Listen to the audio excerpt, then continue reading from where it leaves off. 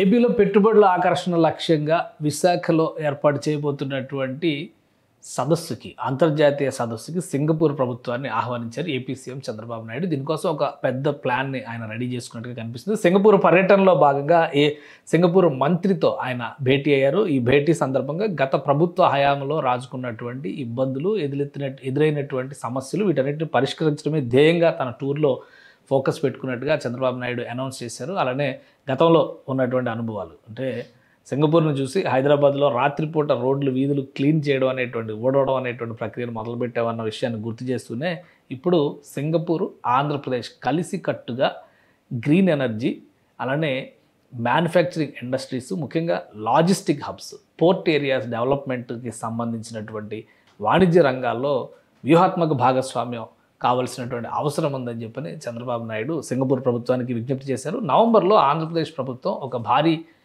Economic సమిట్ని Visakha కేంద్రంగా నిర్వహించబోతుంది. దానిలో Singapore భాగస్వామ్యానికి ఆహ్వానించారు. మంత్రిని కూడా సింగపూర్ మంత్రి లాన్ టాంగ్ని కూడా ఆహ్వానించారు. అక్కడి నుంచి గతంలో జరిగినటువంటి డెవలప్మెంట్స్ ముఖ్యంగా నాలెడ్జ్ ఎకానమీలో తెలుగువారి పాత్ర చాలా కీలకమైంది. దాన్ని ఆంధ్రప్రదేశ్ అభివృద్ధికి ఉపయోగించాలి అనేటువంటి సంకల్పంతో తాను ఉన్నాను. దీనికి సింగపూర్లో ఉన్నటువంటి తెలుగు ప్రజలందరూ సహకరిస్తారు కాబట్టి సింగపూర్ ప్రభుత్వం కూడా దీనిలో భాగస్వామ్యం కావాలనేటువంటి విజ్ఞప్తిని చేసింది. అలానే డేటా సెంటర్ల ఏర్పాటులో సింగపూర్ ప్రభుత్వాన్ని లాజిస్టిక్ రంగంలో పోర్టులు లాజిస్టిక్ విధానాల విషయంలో ప్రపంచంలోనే సింగపూర్ ఉత్తమ దేశంగా గుర్తింపు పొందని చెప్పని చెప్తున్నారు. ఇక గ్రీన్ ఎనర్జీతో పాటు సబ్సీ కేబుల్ అంటే సముద్ర మార్గం నుంచి వేసేటువంటి కేబుల్ వ్యవస్థలకి సంబంధించి సింగపూర్కి ఒక ఎక్స్పర్టైజ్ ఉంది.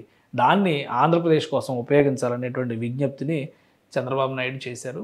సో రాబోయే రోజుల్లో సింగపూర్ని పూర్తి స్థాయిలో భాగస్వామ్యం గతంలో కూడా మనం చూస్తే హైదరాబాద్లో సింగపూర్ టౌన్షిప్ అని కట్టారు. ఆ టౌన్షిప్ కట్టింది కూడా చంద్రబాబు నాయుడు గారు సింగపూర్ పర్యటన తర్వాత ఆ తరహా వ్యవస్థలను ఏర్పాటు చేయాలనేటువంటి ఆలోచనతోనే చేశారు. సో ఇప్పుడు కూడా అదే తరహాలో విద్యారంగం, మానవ వనరుల అభివృద్ధి, వివిధ శాఖలకు సంబంధించి ముఖ్యంగా గ్రీన్ ఎనర్జీకి సంబంధించినవి, ఎకనామిక్ అఫైర్స్కి సంబంధించినటువంటి అంశాలపైన రెండు దేశాల మధ్య వ్యూహాత్మకమైనటువంటి చర్చలు జరిగినాయి. గతంలో జరిగినటువంటి ఒప్పందాల రద్దు విషయం కావచ్చు, అప్పుడు తలెత్తినటువంటి పరిణామాలు, ఆ రికార్డులన్నింటినీ కూడా సరిచేయడమే తన లక్ష్యం అని చెప్పని చంద్రబాబు నాయుడు చెప్తున్నారు.